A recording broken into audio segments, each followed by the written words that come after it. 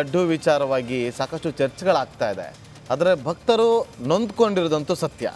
ಇದರಲ್ಲಿ ಯಾವುದೇ ಬೇರೆ ಮಾತಿಲ್ಲ. ಭಕ್ತರು ಅಯ್ಯೋ ನಾವು ಭಕ್ತಿಯಿಂದ ಹೋಗಿ ಏಳುಮಲೆ ಹತ್ತಿ ದೇವರ ದರ್ಶನವನ್ನು ಮಾಡಿ ವಾಪಸ್ ಬಂದು ಪ್ರಸಾದವನ್ನು ಹಂಚಿಕೊಂಡು ತಿಂದಿದ್ದೀವಿ. ಇವತ್ತು ಇಂಥ ಒಂದು ಪ್ರಸಾದದಲ್ಲಿ ಈ ರೀತಿಯಾಗಿ ಮಾಡಿಬಿಟ್ಟಿದ್ದಾರಲ್ಲ, ಪ್ರಾಣಿಗಳ ಕೊಬ್ಬನ್ನು ಬೆರೆಸಿದ್ದಾರಲ್ಲ ಅಂತೇಳಿ ಈಗ ಅವ್ರಿಗವರೇ ಈಗ ಪಾಪ ಪ್ರಜ್ಞೆ ಕಾಡ್ತಾ ಇದೆ. ಇದನ್ನು ದೂರ ಮಾಡುವಂಥ ಕೆಲಸಗಳಾಗಬೇಕು. ಹಾಗಾಗಿ ಮುಂದಿನ ದಿನಗಳಲ್ಲಿ ಇದು ಯಾವ ರೀತಿಯಾಗಿ ತನಿಖೆ ಆಗುತ್ತೆ ಅನ್ನೋದು ಬಹಳ ಮುಖ್ಯ ಆಗುತ್ತೆ. ತನಿಖೆಯ ಹಂತ ಕೂಡ ಹೇಗಿರುತ್ತೆ ಅಂತ ನಾವು ನಿಮಗೆ ತೋರಿಸ್ತಾ ಹೋಗ್ತೀವಿ. ಆದರೆ ಈಗ ಮುಜರಾಯಿ ಇಲಾಖೆ ಅಂಡರಲ್ಲಿ ಬರುವಂಥ ದೇವಸ್ಥಾನಗಳಲ್ಲಿ ಪ್ರಸಾದದ ವಿಚಾರವಾಗಿ ಲ್ಯಾಬ್ ಟೆಸ್ಟ್ ಅವಶ್ಯಕತೆ ಇದೆಯಾ ಇಲ್ವಾ ಅಂತೇಳಿ ನಾವೊಂದು ಪ್ರಶ್ನೆನ ಮಾಡಿದ್ದೀವಿ. ನಮ್ಮ ಸ್ಕ್ರೀನ್ನ ಕೆಳಭಾಗದಲ್ಲಿ ಒಂದು QR ಕೋಡ್ ಕೂಡ ಬರ್ತಾ ಇದೆ, ನೀವು ಕೂಡ ಸ್ಕ್ಯಾನ್ ಮಾಡ್ಬೋದು.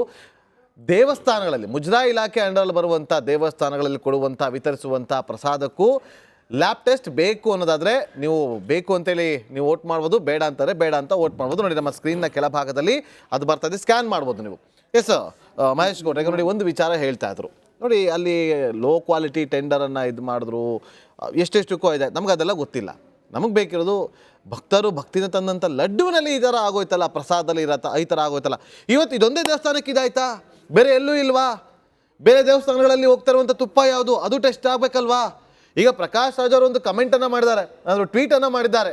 ಏನಂತ, ನಿಮ್ಮ ರಾಜ್ಯದಲ್ಲಿ ಆಗಿರುವಂಥ ವಿಚಾರ ಇದನ್ನು ದೊಡ್ಡದಾಗಿ ಮಾಡೋಕ್ಕೆ ಹೋಗಬೇಡಿ ಸ್ವಾಮಿ. ಇಡೀ ದೇಶ ವಿದೇಶಗಳಲ್ಲಿ ತಿಮ್ಮಪ್ಪನ ಭಕ್ತರಿದ್ದಾರೆ. ದೇಶ ವಿದೇಶಗಳಿಂದ ಭಕ್ತರ ದರ್ಶನವನ್ನು ಪಡೆದುಕೊಳ್ಳೋದಕ್ಕೆ ನೋಡಿ ಸರ್, ಯಾರು ಪ್ರಸಾದದ ವಿರುದ್ಧವಾಗಿ, ಯಾರು ಹಿಂದೂಗಳ ಪವಿತ್ರ ದೇವರ ವಿರುದ್ಧವಾಗಿ ಕಲುಷಿತವಾಗಿ ಮಾತನಾಡ್ತಾರೋ ಅವರಂಥ ಧರ್ಮ ವಿರೋಧಿಗಳು, ದೈವತ್ವದ ವಿರೋಧಿಗಳು, ಅವರನ್ನು ಯಾವ ಹೆಸರಿಂದ ಕರೆದ್ರೂ ಸಲ್ಲದು. ಅವರನ್ನು ಇಲ್ಲಿ ಬಹುಮುಖ್ಯವಾಗಿ ಅದೊಂದು ಕಪ್ಪು ಪಟ್ಟಿಗೆ ಸೇರಿಸೋದಕ್ಕೆ ಇಷ್ಟು ದಿನ ಬೇಕಾಗಿತ್ತಾ? ಸರ್ ಹೇಳಿದರು ಯಾವುದೇ TTDಯಲ್ಲಿ ಲ್ಯಾಬ್ಗಳಿಲ್ಲ ಅಂತ. ಅವ್ರು ಹೇಳಿದ್ದಾರೆ ಲ್ಯಾಬ್ಗಳಿದೆ, ಪ್ರೈವೇಟ್ ಲ್ಯಾಬ್ಗಳಿದೆ, ಅದನ್ನು ಟೆಸ್ಟ್ ಮಾಡಿಸಿದ್ದೀವಿ, ಅದರಲ್ಲಿ ಅಸಹಜತೆಗಳು ಕಂಡು ಬಂದಿರೋದ್ರಿಂದ ತಕ್ಷಣ ಆ ಪಟ್ಟಿಗೆ ಸೇರಿಸಿದ್ದೀವಿ ಅಂತೇಳಿ 23ನೇ ತಾರೀಕು 2ನೇ ತಿಂಗಳಲ್ಲಿ, ಫೆಬ್ರವರಿ ತಿಂಗಳಲ್ಲೇ ಹೇಳಿದ್ದಾರೆ. ಇಲ್ಲಿ ನೋಡಿ ಸರ್, ಕೇವಲ ತಿರುಪತಿಗೆ ಸರ್ ಇದು ಶ್ರೀರಾಮ ದೇವಾಲಯ ಉದ್ಘಾಟನೆ ಆದಂಥ ದಿನದಲ್ಲೇ ಅವತ್ತು ಏನು ಪ್ರಸಾದ ತಿಂದಿದ್ರು ಅಯೋಧ್ಯೆಯಲ್ಲಿ, ಅದರಲ್ಲಿ 80% ಜನ ಇವ್ರ ಬಗ್ಗೆ ಹೇಳಿದ್ರು ಅವತ್ತೇ, ಈ ಪ್ರಸಾದ ತಿರುಪತಿದಲ್ಲ, ಈ ಪ್ರಸಾದ ತಿರುಪತಿ ಥರ ಬರ್ತಾ ಇಲ್ಲ ಸ್ಮೆಲ್ಲು ಅಂತೇಳಿ. ಬೆಂಗಳೂರಲ್ಲೂ ಸಹ ಪ್ರತಿ ಶನಿವಾರ ಸೋಮವಾರ ಸದಾಶಿವನಗರಕ್ಕೆ ಹೋಗಿ ಕ್ಯೂ ನಿಂತಿರ್ತಾರೆ ಜನ. ಎಲ್ಲಿಗೆ? 15-20 ಕಿಲೋಮೀಟ್ರಿಂದ ಬಂದಿರ್ತಾರೆ. ತಿರುಪತಿಯಲ್ಲಿ ಪ್ರಸಾದ ಸಿಗಲಿಲ್ಲ, ಇಲ್ಲಾರ ಸಿಗುತ್ತೆ, ಎಲ್ಲಿ ಸದಾಶಿವನಗರದಲ್ಲಿರುವಂಥ TTDಯಲ್ಲಿ ಸಿಗುತ್ತೆ ಅಂತ. ಆ ಸ್ಮೆಲ್ಲು ಬರಲಿಲ್ಲ. ಇವ್ರೇನು ಗೊತ್ತಾ ಸರ್, ಇದು ಪಕ್ಕ ಒಳಸಂಚು. ಏನಿವತ್ತು TTDಯಲ್ಲಿ ನಡೆದಿದೆ, ಅದು ನಡೆದಿರೋದನ್ನು ಶ್ರೀರಾಮ ಸೇನೆಯ ದೇವಾಲಯಕ್ಕೆ ತಗೊಂಡೋಗಿ ಲಕ್ಷಾಂತರ ಭಕ್ತರಿಗೆ ಹಂಚಿದ್ದಾರೆ ಅಂತ ಹೇಳಿದ್ರೆ ಅಲ್ಲಿ ಶ್ರೀರಾಮ ಸೇನೆ ನಗ್ತಿರಲ್ಲ ಸರ್. ಹೌದು ಸರ್, ಶ್ರೀರಾಮ ಸೇನೆ ಶ್ರೀರಾಮ ದೇವಾಲಯ ವಾನರ ಸೇನೆ ಅಂತ ಕರಿತೀವಿ, ಎಲ್ಲವನ್ನ ಹೆಸರು ಕರಿತೀವಿ ನಾವು. ಯಾವ ಕಾರಣಕ್ಕೋಸ್ಕರ ನಿಮಗೆ ನಗು ಬಂತು ಹೇಳಿ? ಅದು ಶ್ರೀರಾಮ ದೇವಸ್ಥಾನ, ಶ್ರೀರಾಮ ಮಂದಿರ ಅಂತ, ಶ್ರೀರಾಮ ಸೇನೆ ಇವರ ಇದು ಒಂದು ಸಂಘಟನೆ. ಶ್ರೀರಾಮ ಸೇನೆ ಅಂತೀವಿ, ಶ್ರೀರಾಮ ದೇವಾಲಯ ಅಂತೀವಿ, ಶ್ರೀರಾಮನ ಭಕ್ತರು ಶ್ರೀರಾಮ ಸೇನೆ ಅಲ್ಲ, ವಾನರ ಸೇನೆ ಅಂತ ಕರಿತೀವಿ. ಎಲ್ಲರೂ ಏನಂತೆ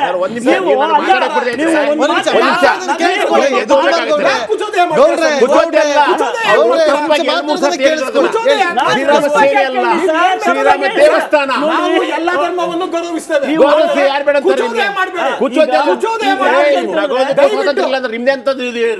ತತ್ವ ಸಿದ್ಧಾಂತ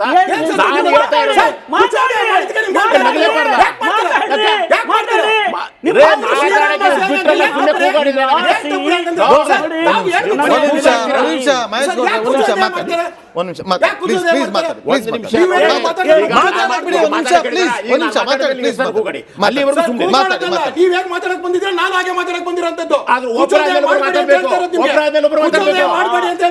ನಾನು ಹೇಳಿ ಕೇಳ್ರಿ ಕುಚೋದಯ ಮಾಡ್ಬಾರ್ದು ಒಂದು ನಿಮಿಷ ದಯವಿಟ್ಟು ತಾವು ತಮ್ಮ ಏನಿದೆಯೋ ಮಾತಾಡಿ ಕುಚೋದಯ ಮಾಡೋದನ್ನ ಬಿಡಿ ಅಲ್ಲಿವರು ಸುಮ್ಮನೆ ರೀ ನಾನೇ ಕುಚೋದ್ಯ ಮಾಡ್ತೀನಿ ಅಂತ ಹೇಳಿಲ್ಲ ಅದು ನಿಮ್ಮ ಕಲ್ಪನೆ ಸುಮ್ಮನೆ ಅಂತ ನೀವು ಹೇಳೋದು. ನಿಮ್ಮ ಭ್ರಮೆಗೆ ನನಗೆ ನಿಮ್ಮ ಸಂಬಂಧ ಇಲ್ಲ ಕುಚೋದಯ ಅಂದ್ರೆ ಕುಚೋದಯ ನಡೀತಾ ಇಲ್ಲ. ನೋಡಿ ಸರ್ ನಿಮ್ಗೆ ಮಾತಾಡಿ. ಒಂದು ನೋಡಿ, ನನಗೆ ಮಾತಾಡಕ್ಕೆ ಅವಕಾಶ ಕೊಟ್ರ ಒಂದ್ ನಿಮಿಷ, ನಾನು ಮಾತಾಡ್ತೀನಿ ಒಂದ್ ನಿಮಿಷ. ಆಮೇಲೆ ಅದು ಸರ್, ಒಂದ್ ನಿಮಿಷ ಸರ್, ಒಂದ್ ನಿಮಿಷ, ಒಂದ್ ನಿಮಿಷ. ಸರ್, ಒಂದ್ ನಿಮಿಷ. ಸಂವಾದ ಆಗೋದಿಲ್ಲ. ಸರ್, ಒಂದ್ ನಿಮಿಷ. ಸರ್, ಒಂದ್ ನಿಮಿಷ, ಒಂದ್ ನಿಮಿಷ. ನೋಡಿ, ಒಂದು ರಿಕ್ವೆಸ್ಟ್ ಮಾಡ್ತೀನಿ ಎಲ್ರಿಗೂ ಕೂಡ. ನೋಡಿ, ಪ್ರತಿಯೊಂದು ಚರ್ಚೆಯು ಕೂಡ ಚರ್ಚಾ ವಿಚಾರಗಳಿಂದ ಒಂದು ಜನರಿಗೆ ಒಂದು ಉತ್ತಮವಾದಂಥ ಸಂದೇಶ ಹೋಗಬೇಕು. ಮತ್ತೆ ನಮ್ಮ ಒಂದು ಚರ್ಚೆಯ ಕಳಕಳಿ ಏನಂತಂದ್ರೆ ಇವತ್ತು ಭಕ್ತರಲ್ಲಿ ಆತಂಕ ಮನೆ ಮಾಡಿದೆ, ಅದನ್ನ ದೂರ ಮಾಡಿಸುವಂತ ಕೆಲಸವನ್ನ ಮಾಡಬೇಕು. ಈಗ ಅವರು ಪ್ರಸಾದ ತಿಂದ ಆಗೋಗಿದೆ, ನಾವು ಏನ್ ಮಾಡ್ಬೇಕು ಅಂತ ಹೇಳಿ ಕೇಳಿದ್ರೆ ತಾವಿಂತ ಗಂಭೀರವಾದ ವಿಷಯ ಗಂಭೀರವಾದಂತ ವಿಚಾರ ಚರ್ಚೆ ಆಗ್ಬೇಕಾದ್ರೆ ಆ ಚರ್ಚಾ ವಿಚಾರಗಳು ಜನರಿಗೆ ತಲುಪುವಂತ ಕೆಲಸ ಆಗ್ಬೇಕು, ಜನರಿಗೆ ತಲುಪುವಂತ ಕೆಲಸಗಳಾಗಬೇಕು ಅಲ್ವಾ ಅಲ್ವಾ. ಅದು ಬಿಟ್ಟು ನೀವು ಸುಮ್ಮನೆ ಕಿಚ್ಚಾಡ್ತಾ ಇದ್ರೆ ಏನು ಅರ್ಥ ಆಗೋದಿಲ್ಲ. ಓಕೆ, ಒಂದ್ ನಿಮಿಷ ಬರ್ತೀನಿ, ಪ್ಲೀಸ್ ಹೇಳಿ. ಪ್ರತಿಯೊಬ್ಬರಿಗೂ ತಾವು ಏನು ಮಾತಾಡ್ತೀವೋ ಅದು ಸರಿ ಅನ್ನೋದು ಭಾವನೆ ಇದ್ದೇ ಇರುತ್ತೆ, ಆಯ್ತಾ? ಆದ್ರೆ ಅದು ಬೇರೆಯವ್ರಿಗೂ ಸಹಿತ ಅದು ಒಪ್ಪಿತ ಆಗಬೇಕು ಅಂತ ಏನು ಇಲ್ಲ. ಚರ್ಚೆಗೆ ಬರ್ತಾ ಇದ್ದೀನಿ.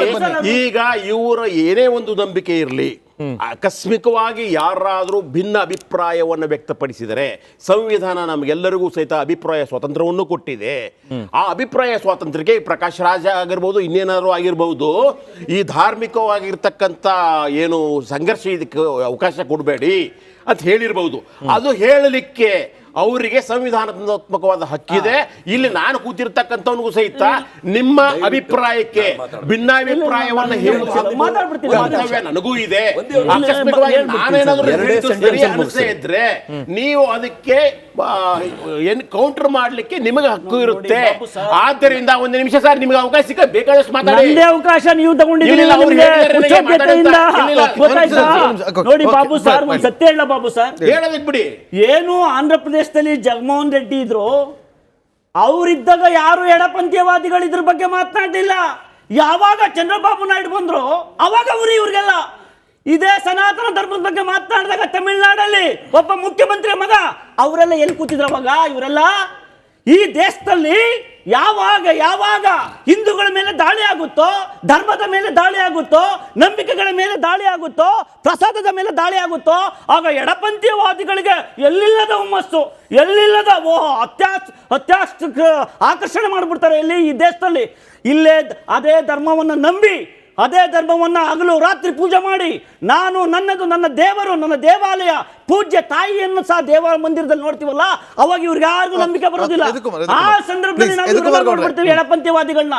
ಅಲ್ಲಿವರೆಗೂ ಯಾಕೆ ಬಂದಿರಲಿಲ್ಲ ಕೇಳಬೇಕಾಗಿತ್ತು. ಪ್ಲೀಸ್ ಯದುಕುಮಾರ್ ಗೌಡ್ರು ಹೇಳಿ. ಈಗ ಹೇಳಿದ್ರು ಅವರು, ಧರ್ಮದ ನಾವು ಎಲ್ಲಾ ಧರ್ಮನೂ ಗೌರವಿಸ್ತೀವಿ, ನಮ್ಮ ಧರ್ಮನೂ ಗೌರವಿಸಬೇಕು ಅಂತ ನಾವು ಕೇಳ್ಕೊಂತೀವಿ. ನಾವಿಲ್ಲಿ ಯಾರಾದ್ರೂ ಧರ್ಮದ ಆಚರಣೆಗೆ ನಾವೇನಾದ್ರೂ ವಿರೋಧ ವ್ಯಕ್ತಪಡಿಸಿದೀವ? ನಮ್ಮ ಧರ್ಮದ ಮೇಲೆ ಆಕ್ರಮಣ ಆಗಿದೆ, ನಮ್ಮ ನಂಬಿಕೆಗಳ ಮೇಲೆ ಆಕ್ರಮಣ ಆಗಿದೆ, ಇದು ಯಾಕಾಯ್ತು ಅಂತ ನಾವು ಕೇಳ್ತಾ ಇದ್ದೀವಿ. ಇದು ಅನ್ಯಾಯ ಸರಿಪಡಿಸಬೇಕು ಅಂತ ನಾವು ಕೇಳ್ತಾ ಇದ್ದೀವಿ. ಇದು ಅನ್ಯಾಯ ಸರಿಪಡಿಸಬೇಕು ಅಂದಾಗೆಲ್ಲ ಯಾಕೆ ಈ ತರದ ಮಾತುಗಳು, ಬೇರೆ ಭಿನ್ನ ರಾಗಗಳು ಹೇಳ್ತಾರಂಥದ್ದು? ಸಂವಿಧಾನ ಎಲ್ಲರಿಗೂ ಸೇರಿದರೆ. ಆದರೆ ಒಂದು ತಿಳ್ಕೋಬೇಕು, ರಾಷ್ಟ್ರದ ಉನ್ನತಿಗಾಗಿ, ಸಮಾಜದ ಉನ್ನತಿಗಾಗಿ, ಸರ್ಕಾರದ ಅಭಿವೃದ್ಧಿಗಾಗಿ, ಸರ್ಕಾರದ ಖರ್ಚುಗಳಿಗಾಗಿ ಇದೇ ದೇವಸ್ಥಾನಗಳು ಕಾಣಿಕೆ ಕೊಡ್ತಾ ಇರೋದು, ಇದೇ ದೇವರ ಭಕ್ತರು ಕಾಣಿಕೆ ಕೊಡ್ತಾ ಇರೋದು. ಯಾವುದಕ್ಕೆ? ಸರ್ಕಾರಕ್ಕಾಗ್ಬೋದು, ಅನ್ಯ ಧರ್ಮೀಯರ ಉದ್ಧಾರಕ್ಕೋಸ್ಕರನೂ ಉಪಯೋಗಿಸಿರುವಂತ ಹಲವಾರು ಉದಾಹರಣೆಗಳಾಗ್ಬೋದು, ಸಾವಿರಾರು ಉದಾಹರಣೆ ಕೊಡ್ತೀನಿ. ಆದ್ರೆ ನಮ್ಮ ಧರ್ಮಗಳ ಬಗ್ಗೆ ಮಾತ್ರ, ನಮ್ಮ ಶ್ರದ್ಧಾ ಕೇಂದ್ರ, ನಮ್ಮ ಧಾರ್ಮಿಕ ವಿಧಿವಿಧಾನಗಳ ಮೇಲೆ ಮಾತ್ರ ಯಾಕೆ ಆಕ್ರಮಣ ಆಗುತ್ತೆ? ಯಾಕೆ ಆಕ್ರಮಣ? ಇಲ್ಲಿಂದನೇ ದುಡ್ಡು ತಗೊಂತೀರಾ, ಇಲ್ಲಿಂದನೇ ದುಡ್ಡು ತಿಂತೀರಾ. ಇದೇ ಧರ್ಮದಲ್ಲಿ ಅನ್ನ ಊಟ ತಟ್ಟೆಲ್ಲಿ ಅನ್ನ ತಿಂತೀರಾ, ಅದೇ ಧರ್ಮದ ಅನ್ನದ ತಟ್ಟೆಗೆ ಯಾಕೆ ಉಗುಳ್ತೀರಾ? ಇದು ನಮ್ಮ ಪ್ರಶ್ನೆ. ದೇಶದಲ್ಲಿ 50,000ಕ್ಕಿಂತ ಹೆಚ್ಚು ದೇವಸ್ಥಾನಗಳು ಸರ್ಕಾರದ ಅಧೀನದಲ್ಲಿದೆ.